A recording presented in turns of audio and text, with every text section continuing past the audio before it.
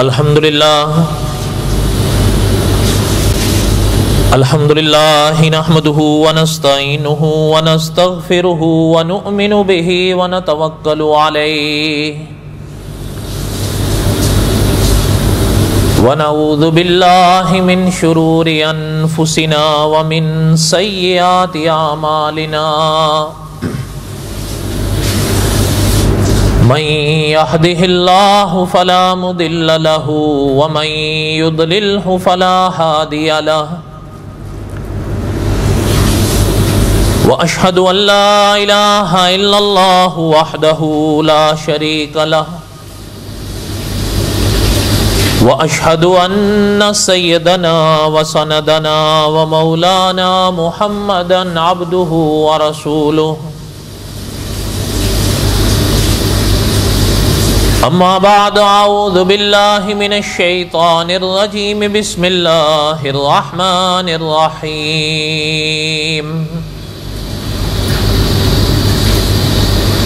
الف لام را تلک آیات الکتاب المبین انا انزلناہ قرآنا عربیا لعلکم تعقلون نحن نقص عليك أحسن القصص بما أوحينا إليك هذا القرآن وإن كنت من قبله لمن الغافلين إذ قال يوسف لأبيه يا أبت إني رأيت 11 كوكبا والشمس والقمر رأيتهم لي ساجدين وقال النبي صلى الله عليه وسلم أنا آخر الأنبياء وأنتم آخر الأمم صدق الله العظيم وصدق رسوله النبي الكريم ونحن على ذلك لمن الشاهدين والشاكرين والحمد لله رب العالمين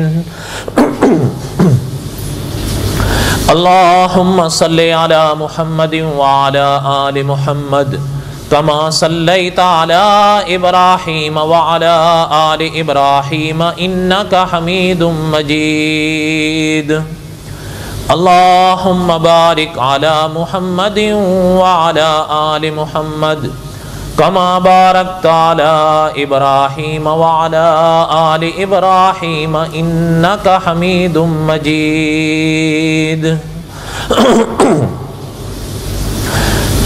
قصص الانبیاء علیہ السلام کے سبق ہم پڑھ رہے تھے۔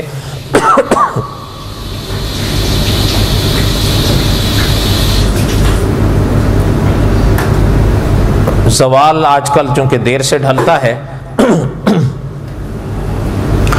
اس لیے جمعے کا بیان کا وقت بہت تھوڑا سا رہ گیا ہے۔ بہرحال تھوڑا بیان ہو یا زیادہ بیان ہو، دعا کیا کریں کہ اللہ تعالیٰ مجھے بھی اور آپ کو بھی اخلاص نصیب فرمائیں۔ خدا کی خاطر جو کام بھی کیا جائے وہ تھوڑا بھی ہو تو علماء نے لکھا ہے کہ اللہ کی پاک بارگاہ میں انسان کے اعمال گنے نہیں جاتے، تولے جاتے ہیں۔ جتنا عمل میں وزن ہوگا وہ عمل خدا کی بارگاہ میں قیمتی ہوگا، اور عمل میں وزن اخلاص سے آتا ہے۔ اخلاص کا معنی یہ ہوتا ہے کہ میں اور آپ کوئی بھی کام کریں منشا اور چاہت یہ ہو کہ اللہ راضی ہو، اس کا معنی ہے اخلاص۔ اور اگر یہ نصیب ہو جائے تو پھر کیا کہنا۔ تو بہرحال تھوڑے سے وقت میں چند ایک باتیں عرض کرنی ہیں تاکہ ہم یہ سبق آگے لے جائیں۔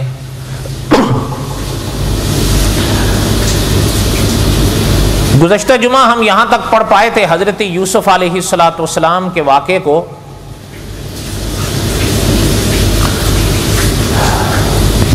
کہ حضرت یوسف علیہ السلام کے بھائیوں کو آواز دی گئی تھی، وہ رکے، اور جب انہیں کہا گیا کہ تم تو چور ہو تو وہ پلٹ کے دیکھنے لگے کہ یہ کیا کہہ رہے ہیں، اور ظاہر بات ہے وہ چور تو نہیں تھے اس موقع پر، اور ان کو چور جو کہا گیا تو اس کے حوالے سے جو علماء نے اٹھتے ہوئے سوالات یا اشکال کا جو جواب یا جوابات لکھے ہیں ان کا ہم نے خلاصہ پڑھا تھا، وہ آپ کو یاد ہوگا، اور یہیں تک ہم تقریباً پڑھ پائے تھے۔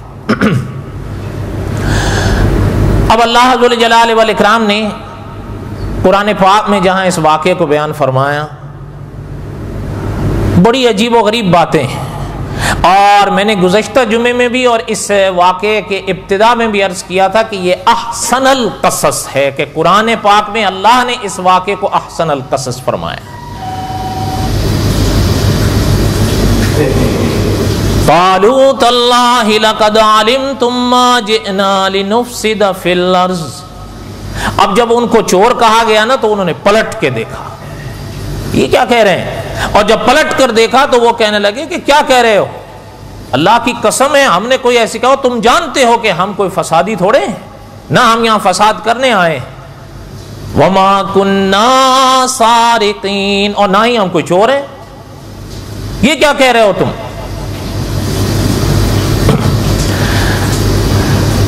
ان سے باتوں میں یہ بھی پوچھا انہوں نے تمہارا چوری کیا ہوا، تو کہنے والوں نے کیا جواب دیا تھا، کیا چوری ہوا تھا، چاندی کا ایک پیالہ۔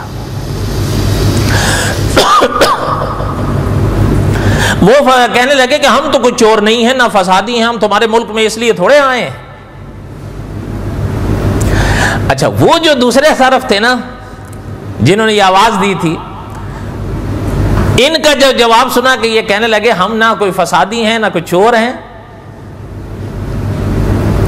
وہ آگے سے ان سے کہنے لگے قالوا فما جزاؤہ ان کنتم کاذبین، گر تم جھوٹے ثابت ہوئے تو پھر اس کا بدلہ کیا ہے، پھر اس جرم کی سزا کیا ہے، اگر جرم ثابت ہو گیا تو پھر کیا سزا ہے اس کی۔ اب وہ کہنا ان کے منہ سے چاہتے تھے، بڑا صاف، یعنی انہوں نے ان سے سوال کیا، ان کا کہنا یہ تھا نا کہ ہم کوئی چور نہیں ہیں، تو پھر اس جانب سے سوال کیا گیا کہ قالوا فما جزاؤہ ان کنتم کاذبین، اگر تم جھوٹے ثابت ہو گئے تو پھر کیا ہوگا۔ وہ کہنے لگے قالوا جزاؤہ من وجد فی رحلہ فہو جزاؤہ، وہ کہنے لگے کہ جس کے ہاں سے وہ سامان نکل آئے نا پھر وہی اس کی جزا ہوتا ہے۔ قالوا جزاؤہ من وجد فی رحلہ فہو جزاؤہ، جس کے ہاں سے وہ سامان برآمد ہو جائے چوری کا وہی اس کا بدلہ ہوتا ہے۔ کیا معنی یہ ہے کہ جس کے پاس سے وہ چوری کا مال نکل آئے نا وہی اس میں دھر لیا جاتا ہے، اور بعض علماء مفسرین نے لکھا ہے کہ وہ 1 سال کی سزا ہوتی تھی۔ سال کا معنی یہ کہ گویا ایسے آپ سمجھیں کہ 1 سال کے لیے جس کے ہاں سے چوری کا جرم ثابت ہو گیا تو وہ پھر وہ سامنے والے کو جس کا مال ہوتا تھا اس کے حوالے کر دیا تھا، 1 سال تک یہ پھر اس کی خدمت میں رہتا تھا۔ یہ حضرت یعقوب کے علاقے کا، حضرت کی شریعت کا قانون تھا، لیکن جہاں حضرت یوسف تھے مصر میں وہاں یہ قانون نہیں تھا۔ ان کا قانون علماء مفسرین نے لکھا ہے یہ تھا کہ جس کے ہاں سے چوری کا مال ثابت ہو جائے یا چور کا جرم ثابت ہو جائے تو اس کے لیے پھر یا تو یہ ہوتا تھا کہ قید، یا پھر یہ ہوتا تھا کہ جو مال چوری کیا گیا ہے اس سے دگنا مال جرمانہ، اور یا پھر اس کی سزا یہ ہوتی تھی مار یا پیٹ، مطلب مار تو اس کو پیٹا جاتا تھا۔ لیکن حضرت یعقوب کے ہاں کنعان میں یہ قانون تھا کہ اگر خدا نہ کرے کسی نے چوری کی اور اس کا جرم ثابت ہو گیا تو پھر جس کا مال چوری کیا ہے وہ 1 سال تک اس کے حوالے کر دیا جاتا تھا۔ اس لیے حضرت یوسف علیہ السلام کے اس واقعے میں ذرا غور فرمائیں کہ سامنے والے ان سے پوچھ رہے ہیں حضرت یعقوب کے بیٹوں سے کہ تمہارے ہاں اس کا بدلہ کیا ہے اگر جرم ثابت ہو جائے؟ انہوں نے کہا یہی ہے کہ پھر جس کے ہاں سے وہ برآمد ہو جائے وہی اس کا بدلہ ہوتا ہے. کذالک نجزی الظالمین، اور ہم ظالموں کو یہی جزا دیتے ہیں، یہی سزا دیتے ہیں. کوئی بات سمجھ میں آ رہی ہے آپ کو؟ اچھا، اب اللہ ذو الجلال والاکرام نے قرآن پاک میں ارشاد فرمایا کہ حضرت یوسف علیہ السلام نے حکم دیا کہ ان کے سامان کی تلاشی لو. اچھا، وہ تو اپنی جگہ مطمئن تھے نا، انہوں نے تو کوئی چیز نہیں چرائی تھی، ان کو تو اطمینان تھا، ان کو تو تسلی تھی. انہوں نے کہا جی بالکل. لیکن سمجھداری کا تقاضا اس موقع پہ کیا تھا کہ تلاشی کی ابتدا حضرت بنیامین کے سامان سے کی جائے یا ان کے ہاں؟ ظاہر بات ہے ان کی طرف سے ابتدا کی جائے گی نا، بنیامین کی طرف سے تو نہیں کی جائے گی. تلاشی کی جو ابتدا کی گئی وہ انہی کی طرف سے کی گئی. وہ حضرت یوسف کو بھی پتا تھا کہ ان کے سامان میں کچھ بھی نہیں نکلے گا. اچھا، اب وہ جب تلاش کرتے رہے ان میں سے کسی کے پاس نہیں، ان پاس کوئی تھا ہی نہیں.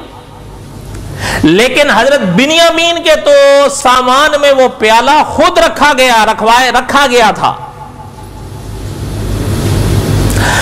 اب جب بنیامین کا سامان کھولا گیا وہ پیالہ نکل آیا. اب جب پیالہ نکل آیا حضرت یوسف نے فرمایا اب کہو،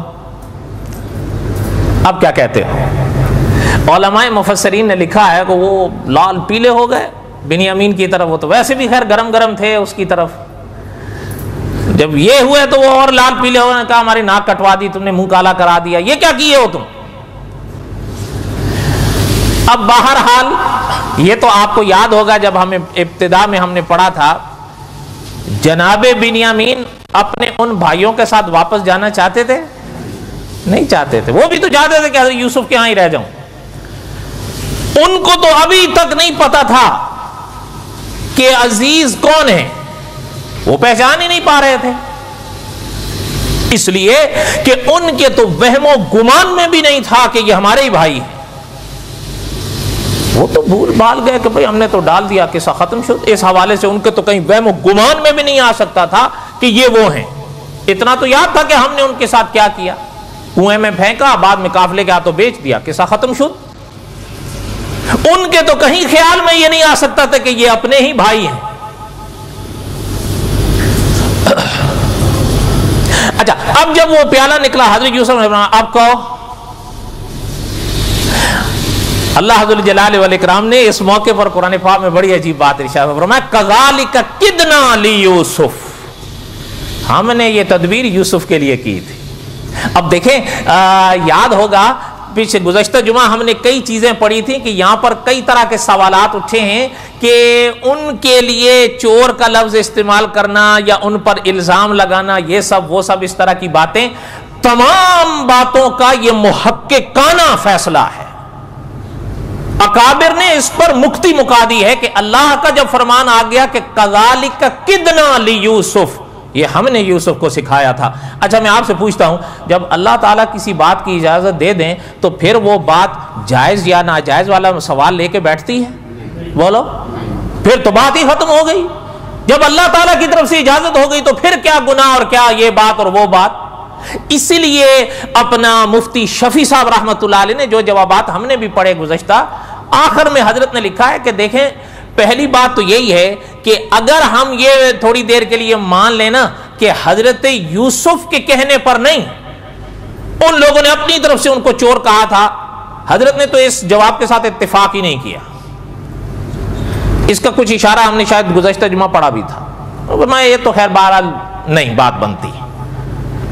اچھا، دوسرا جو جواب تھا جو ہم نے گزشتہ جمعہ بھی پڑھا تھا وہ یہ تھا کہ انہوں نے جو ہے وہ مراد لی یہ چوری، لیکن حضرت یوسف نے مراد لی تھی وہ چوری. کون سی؟ وہ جو بیچا تھا. لیکن مفتی شفیع صاحب رحمۃ اللہ نے لکھا ہے کہ یہ بھی جواب تو لکھا گیا ہے لیکن یہ بھی جواب تعویل ہے. کیا ہے؟ تعویل ہے. حقیقتاً صاحب قصص الانبیاء نے لکھا ہے جو جواب بنتا ہے ہر بات مک جاتی ہے جب اللہ فرما رہے ہیں کذالک کدنا لیوسف، ہم نے یوسف کو یہ تدبیر سکھائی ہے، تو بات ہی ختم ہو گئی۔ اب کیا اشکال اور کیا سوالات اور کیا اعتراضات کوئی رہتا ہے؟ وہ پاک ذات ایسی ذات ہے کہ استاذ العلماء علامہ خالد محمود صاحب لکھتے ہیں جب اللہ کی بات آتی ہے تو کیسے یہ سوال ہی غلط ہو جاتے ہیں۔ وہ بادشاہوں کے بادشاہ ہیں، جب وہ کوئی حکم دے دیں تو بات ختم ہو گئی۔ ایسا ہی ہے یا نہیں؟ تو بہرحال یہ تو مطلب کئی صفحات کا ایک خلاصہ ہے جو میں نے پڑھ دیا ہے، اگر آپ یہ یاد رکھ سکیں کوئی کسی قسم کا اعتراض یا سوال باقی نہیں رہتا کہ حضرت یوسف نے یا ان کے جو تھے اپنا خادم انہوں نے کیوں ان کو چور کہا یا الزام، یہ جواب یا وہ جواب اپنی جگہ ہیں، وہ دیے گئے ہیں، وہ ان حضرات کی اپنی تحقیقیں، ہمیں اس سے بحث نہیں، لیکن مکتی یہاں مک جاتی ہے کہ کذالک کدنا لیوسف، اللہ فرماتے ہیں یہ تدبیر ہم نے یوسف کو سکھائی تھی۔ ما کان لیأخذ اخاہ فی دین الملک، اللہ نے فرمایا ورنہ میرے یوسف اس مصر کے بادشاہ کے قانون کے تحت اپنے بھائی کو اپنے پاس نہیں رکھ سکتے تھے۔ اللہ نے قرآن میں فرما دیا ما کان لیأخذ اخاہ فی دین الملک، ورنہ بادشاہ کے قانون کے تحت میرے یوسف اپنے بھائی کو وہاں نہیں رکھ سکتے۔ بات سمجھ آئی؟ بڑے تھکے تھکے ہو یار آپ لوگ، یا تو ہانگ کانگ کی مہنگائی کے مارے ہوئے ہو اور یا بارشوں کے موسم کے ہاتھوں تنگ آئے ہوئے ہو میری طرح، لیکن آپ لوگ تو انجوائے کرتے ہو یہ موسم، تو کم از کم اس موسم میں تو خوش رہا کرو۔ وہ ہمارے ایک ملک کے خطیب تھے، بیچارے فوت ہو گئے، اللہ تعالیٰ ان کی مغفرت فرمائے، ان کے سامنے جب ایسا مجمع ہوتا تھا نا، ایسا وہ فرمایا کرتے تھے کراچی کے بے زبانوں، پاکستان کی مہنگائی کے مارے ہوئے دوستوں، تو آپ لوگ تو یہاں ہو تو آپ پاکستان کا تو کہہ نہیں سکتے، یہاں کا کہہ سکتے ہیں۔ بہرحال تھوڑا سا جاگ کر رہا کرو۔ درود شریف پڑھ لیں، اللہم صلی علی سیدنا و مولانا محمد وعلی آل سیدنا و مولانا محمد وبارک وسلم وصلی علیہ۔ اللہ نے ارشاد فرمایا ورنہ میرے یوسف علیہ السلام اس بادشاہ کے قانون کے تحت اپنے بھائی کو وہاں روک نہیں سکتے تھے، الا ان یشاء اللہ، یہ اللہ کو منظور تھا کہ یوسف کے پاس بنیامین رہے اور ایسا کرے۔ نرفع درجات من نشاء، اللہ نے فرمایا ہم جس کے چاہتے ہیں درجات بلند کرتے ہیں۔ وفوق کل ذی علم علیم، اور ہر علم والے سے اوپر ایک علم والا ہوتا ہے۔ شان ہے ہمارے اللہ کی، کہا یعنی اس پاک آیت کو اللہ نے ختم کس موقع پر فرمایا؟ وَفَوْقَ كُلِّ ذِي عِلْمٍ عَلِيمٍ، ہر علم والے سے اوپر ایک علم والا ہوتا ہے۔ انسان حیران ہوتا ہے کہ اللہ کے کلام کی ایک عجب شان ہے۔ چلتے چلتے ایک بات عرض کر دوں، علمی نکتہ کہہ لیں، علمی نکتی کہہ لیں، جو آپ کی مرضی، یاد آئی ہے اس لیے عرض کر رہا ہوں۔ وَفَوْقَ كُلِّ ذِي عِلْمٍ عَلِيمٍ، میں اس دن ایک بات پڑھ رہا تھا، پڑھی تو پہلے بھی تھی، اللہ کی عنایت سے اس دن کہیں تازہ ہوئی، تو اس آیت کے موقع پر مجھے وہ یاد آئی۔ اب ربط ہے یا نہیں لیکن سن لیں۔ آپ صلی اللہ علیہ وسلم کی امت میں، توجہ ہے میری طرف، آپ صلی اللہ علیہ وسلم کی امت میں ایک عالم گزرے ہیں، امام داؤد طائی رحمت اللہ علیہ۔ یہ محدث تھے، حدیث کے استاد تھے، آپ صلی اللہ علیہ وسلم کی حدیث پر زندگی نچھاور کی انہوں نے۔ جو بات میں آپ کو سنانا چاہتا ہوں ذرا سنیں۔ علماء نے لکھا ہے، ایک نہیں کئی حضرات نے لکھا ہے کہ ان کی جب زندگی کو ہم نے پڑھا تو علماء نے یہ بات لکھی ہے کہ ہمارا دل یہ کہتا تھا، اور علماء کا عجیب فیصلہ ہے، فرمایا ان کی جب زندگی ہم نے پڑھی تو ہمارا وجدان کہتا تھا کہ اگر یہ امام داؤد طائی رحمت اللہ علیہ پہلے زمانے میں ہوتے تو یہ اس شان کے تھے کہ اللہ قرآن میں ان کا ذکر کرتے۔ میرے حال میں یہ بات ذرا آپ کے لیول سے اوپر کی ہے تو ذرا نیچے آ جاؤں۔ قرآن کریم میں صرف انبیاء کا ذکر ہے، بولو، صلحاء کا بھی ہے نا، اب دیکھیں قرآن کریم میں کچھ ایسے حضرات کا اللہ نے تذکرہ فرمایا جو حضور سے پہلے ہوئے ہیں لیکن وہ نبی نہیں تھے، ہے یا نہیں؟ مثال کے طور پر حضرت لقمان علیہ السلام کا نام آپ نے سنا ہوگا۔ اکابر کے دو فیصلے ہیں، بعض اکابر فرماتے ہیں یہ نبی تھے، بعض فرماتے ہیں یہ نبی نہیں ولی تھے، صالح تھے۔ انشاءاللہ قصص الانبیاء میں ہم ان کا بھی پڑھیں گے اپنے موقع پر جب آئے گا تو پھر وہاں فیصلہ بھی پڑھیں گے، لیکن کہنے کا مقصد یہ ہے کہ حضور کی امت کے کچھ علماء کا فیصلہ یہ ہے کہ وہ صالح خدا کے نیک بندے تھے، نبی، لیکن قرآن میں ان کا تذکرہ ہے یا نہیں؟ بولو۔ اچھا چلیں، حضرت لقمان پر تو اختلاف ہے، اصحاب کہف پر بھی کوئی اختلاف ہے؟ اصحاب کہف پر تو کوئی اختلاف نہیں، سب علماء متفق ہیں کہ اصحاب کہف خدا کے ولی تھے، نبی، بولو نا۔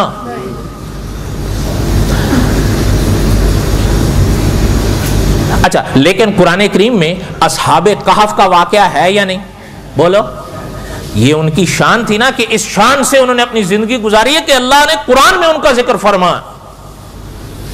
اچھا پھر حضرت موسیٰ علیہ السلام کی واقعات میں ایک مومن کا اللہ نے قرآن میں ذکر فرمایا ہے، وہ یہ شان رکھتے تھے کہ اللہ نے قرآن میں ان کا تذکرہ کیا لیکن وہ نبی۔ لیکن کہنے کا مقصد یہ ہے کہ کچھ حضور علیہ السلام سے پہلے ایسے حضرات گزرے کہ جو یہ شان رکھتے تھے کہ قرآن میں ان کا تذکرہ اللہ نے کیا ہے۔ امام داؤد طائی رحمت اللہ علیہ کے جب واقعات علماء نے پڑھے ہیں تو وہ فرماتے ہیں ان کی یہ شان لگتی تھی کہ اگر یہ حضور کے زمانے سے پہلے ہوتے تو اس شان کے تھے کہ اللہ قرآن میں ان کا تذکرہ کرتا۔ انسان حیران ہوتا ہے کہ کتنا علم ہوگا ان کا، صحیح بات ہے یا نہیں؟ جو بات میں آپ سے کہنا چاہتا تھا، کتنا علم ہوگا اس انسان کا۔ اور آج اگر میں یہ کہوں کہ دین کے مسئلے کو جتنا میں سمجھ سکا ہوں وہ نہیں سمجھے تھے، ولی تو تھے، کیا خیال ہے؟ ٹھیک ہے؟ اور بولو تو صحیح، یہ بات جچتی نہیں ہے، ہم تو ان جملوں سے اتفاق نہیں کرتے۔ البتہ ایک چیز اور یاد آئی، وہ بھی سن لو، وَفَوْقَ كُلِّ ذِي عِلْمٍ عَلِيمٍ کو سمجھو، ہر علم والے سے اللہ نے اوپر ایک علم اللہ رکھا ہے نا۔ امام داؤد طائی رحمت اللہ علیہ کے علم کا اور شان کا جب یہ مقام تھا، دل کرتا تھا ذرا دیکھیں یہ خود کن سے پڑھے ہیں، ہے یا نہیں؟ وہ یہ خود کن سے پڑھے ہیں؟ آپ حیران ہوں گے، استاذ العلماء علامہ خالد محمود صاحب نے اپنی کتاب آثار الفقہ کی دوسری جلد میں لکھا ہے کہ 20 سال امام اعظم ابو حنیفہ کے شاگرد رہے ہیں۔ تو اچھا اب جب امام داؤد طائی کا یہ علم کا یہ حال اور یہ عالم ہے تو پھر امام اعظم ابو حنیفہ کے علم کا عالم آپ خود کیا سکن زگلستان کرو۔ بڑی عجیب عجیب باتیں ان کی ملتی ہیں، کہیں تو ایک سنا دوں۔ امام اعظم ابو حنیفہ رحمۃ اللہ علیہ نے ایک دفعہ ان کی بات سنی تو حضرت نے فرمایا کہ علماء کے بیچ میں رہا کرو لیکن 1 سال تک بات نہیں کرنا، ان سے کوئی سوال نہیں کرنا۔ کتنی مدت تک؟ 1 سال تک، بس ان میں رہو، ان کی گفتگو کو سنو، ان سے سوال نہیں کرنا، جو کرنا ہوا سال کے بعد۔ آپ حیران ہوں گے، امام داؤد طائی رحمت اللہ علیہ کا جملہ آثار الفقہ میں لکھا ہے اور علماء نے بھی لکھا ہے کہ حضرت فرماتے تھے کہ امام اعظم ابو حنیفہ رحمت اللہ علیہ نے مجھے جو نصیحت فرمائی تھی کہ علماء کے بیچ میں بیٹھا کرو، 1 سال تک کم از کم رہنا لیکن ان سے کوئی سوال نہیں کرنا، صرف سننا ان کو۔ فرمایا 1 سال علماء کا سننا مجھے 30 سال آگے لے گیا۔ یہ امام اعظم ابو حنیفہ تھے۔ میں اسی لیے اپنا، آپ کو یاد ہوں گے مناظر اسلام مولانا محمد امین اکاروی رحمت اللہ علیہ، اب دیکھیں نا شان ہے میرے اللہ کی، کہاں مولانا عبد الحنان تاجک میں رحمہ اللہ، لیکن تاجک سے کوئی مولانا امین نہیں اٹھے۔ ہم یہ نہیں کہتے کہ تاجک میں عالم نہیں ہیں یا نہیں ہوں گے، ایسی بات نہیں، لیکن یہ سچ ہے کہ مولانا ابو بکر غازی پوری رحمت اللہ نے فرمایا امین اکاروی ایک ہی تھے۔ اب کہاں تاجک اور کہاں اکاڑا، لیکن مولانا عبد الحنان صاحب رحمت اللہ علیہ نے ایسے سجایا تھا۔ مولانا امین اکاڑوی رحمت اللہ علیہ کا جملہ مجھے آج بھی یاد آتا ہے، اور تقریر اگر بھول بھی جاؤ یہ یاد رکھنا، حضرت فرمایا کرتے تھے کہ اللہ کی مجھ پر اور آپ پر اتنے نعمتیں ہیں جن کی شکر ہمیں کرنا چاہیے. سوال ہوتا ہے حضرت مثلاً فرمایا ایک اللہ کی بڑی نعمت ہم پر یہ ہے کہ آپ اور ہم انسان ہیں. اللہ قادر تھے کسی اور مخلوق میں پیدا کر دیتے, یہ بھی اللہ کا شکر ادا کیا کرو کہ اللہ نے انسانوں میں پیدا کیا.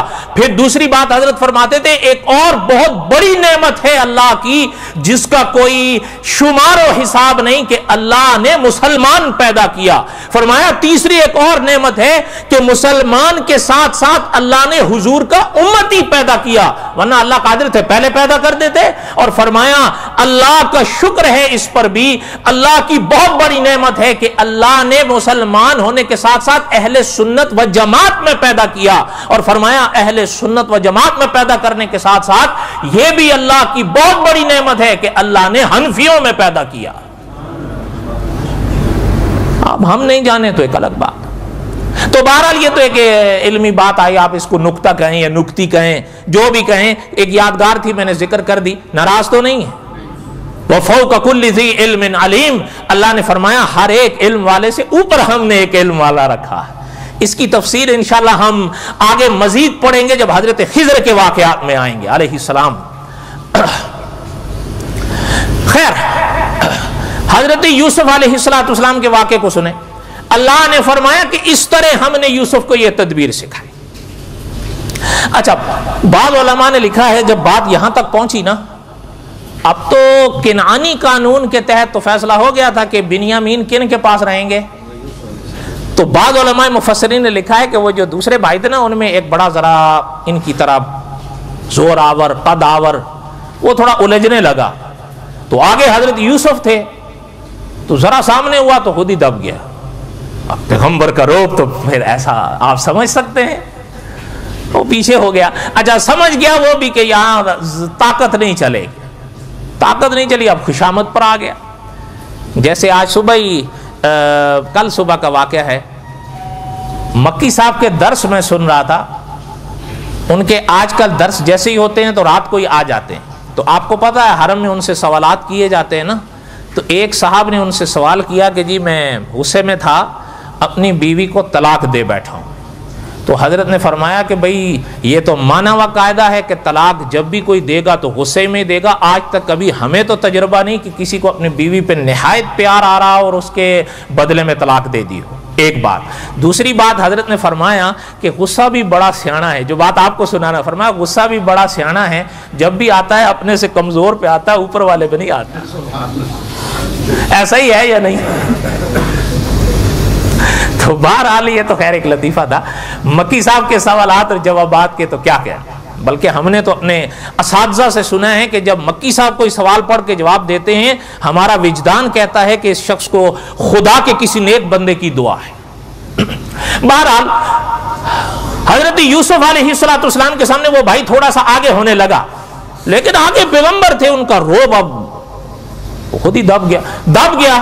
تو اب ہاتھ جو یعنی خوشامد پر آ گئے. لیکن ایک اور بات بھی انہوں نے کہی, خوشامد سے پہلے ایک بات اور بھی کہہ گئے, وہ بھی ایک عجیب سا سلسلہ تھا ان کا. بہرحال کہنے لگے کہ قالوا ان یسرق فقد سرق اخ له, اگر اس نے چوری کی ہے تو اس سے پہلے اس کا بھائی بھی چوری کیا تھا. مراد کون ہے؟ قرآن میں کہنے لگے اگر انہوں نے کی ہے تو اس سے پہلے اس کا بھائی نے بھی کی تھی. قالوا ان یسرق فقد سرق اخ له من قبل, اس سے پہلے اس کا بھائی بھی چوری کر چکا ہے. حضرت یوسف نے جب یہ بات سنی تو اللہ نے قرآن پاک میں ارشاد فرمایا کہ حضرت یوسف علیہ السلام نے دل میں یہ بات فرمائی کہ یار دیکھو ابھی تک ان لوگوں نے میرا پیچھا چھوڑا نہیں ہے, ابھی تک یہ بات کر رہے ہیں. حالانکہ وہ اچھا یہ شاید ہو سکتا ہے آپ نے کہیں پڑھا ہو یا سنا ہو, یا آپ کو یاد ہوگا جب ہم نے قصص الانبیاء ابتدا میں پڑھے تھے, یہ ان کا اشارہ کس طرف تھا حضرت یوسف پر جو الزام لگا رہے تھے؟ اشارہ اس واقعے کے طرف تھا جو حضرت یوسف کی خالہ نے حضرت یعقوب سے حضرت یوسف کو رکھنے کے لیے ایک ہیلا کیا تھا. یاد ہے وہ جو پگڑی اندر لپیٹ دی تھی پٹکا, اور آ کر کہنے لگی تھی میرے گھر سے پٹکا چوری ہو گیا, اور وہ نکلا کہاں سے؟ حضرت یوسف کے قمیص سے، اور اسی موقع پر حضرت یعقوب نے فرمایا تھا، آپ کو یاد ہوگا ہم نے پڑھا تھا کہ حضرت یعقوب نے حضرت یوسف کی خالہ سے فرمایا تھا کہ بھئی بعض نے خالہ لکھا ہے، بعض نے پھوپھی لکھا ہے، کہ حضرت یعقوب نے فرمایا بھائی یہ کیا بات کر رہی ہو، یہ کیسی چوری ہے کہ اتنا لپیٹ کر تو کرتے کے اندر پٹکا کوئی بڑا آدمی بھی نہیں رکھ سکتا، چیز آئے کہ بچہ رکھے گا۔ وہ کہنے لگی اصل بات یہ ہے میں ان کو رکھنا چاہتی ہوں۔ تو حضرت یعقوب نے فرمایا پھر یہ بات کہو کہ یہ کیا ہے؟ تو حضرت یوسف نے کوئی چوری تو نہیں کی تھی، لیکن بہرحال اب وہ قصہ ہوا، ان بھائیوں نے اس واقعے کی طرف اشارہ کیا، لیکن حضرت یوسف کی وہ کوئی چوری تھی؟ بولو، وہ چوری تو نہیں تھی۔ وَلَمْ يُبْدِهَا لَهُمْ، حضرت یوسف نے اپنے دل میں جب ان کو نہیں کہا، اپنے دل میں کہا کہ جو تم کہہ رہے ہو وہ اللہ بہتر جانتے ہیں۔ اچھا جب یہ بات ہوئی اب وہ سمجھ تو گئے کہ یہ تو بنیامین کو لیں گے، اب وہ جب اس بات پر آئے تو کہنے لگے ہماری بات سنیں۔ حضرت یوسف علیہ السلام نے فرمایا کیا ہے؟ کہنے لگے قالوا یا ایھا العزیز، ہے عزیز، اب میں نے پہلے کہا نا اب آئے اس موقع پر، ان لہ ابا شیخا کبیرا، ان کے ایک والد ہیں جو بہت بوڑھے ہیں، وہ پہلے سے ایک بیٹے کی جدائی میں آج تک نڈھال ہیں، اب ان کو آپ رکھ لو گے تو ان کا کیا حال ہوگا؟ فخذ احدنا مکانا، ایسا کریں ان کو چھوڑ دیں، ہم میں سے کوئی ایک آپ رکھ لیں، ان کو جانے دیں۔ انا نراک من المحسنین، اور آپ تو ہم پر احسان کرنے والے ہیں، آپ نے پہلے اتنے احسان کیے ہوئے تو ایک احسان اور کر دیں، ان کو جانے دیں، ہم میں سے جس کو چاہیں آپ رکھ لیں۔ بات سمجھ آئی؟ سمجھ آئی یا نہیں آئی؟ اب حضرت یوسف کے آگے انہوں نے یہ بات رکھی التجا کے طور پر کہ آپ ان کو جانے دیں، ہم میں سے جس کو چاہیں آپ ایک کو رکھ لیں۔ انشاءاللہ حضرت یوسف کا جواب انشاءاللہ آئندہ جمعہ آؤ گے اور بولو تو صحیح۔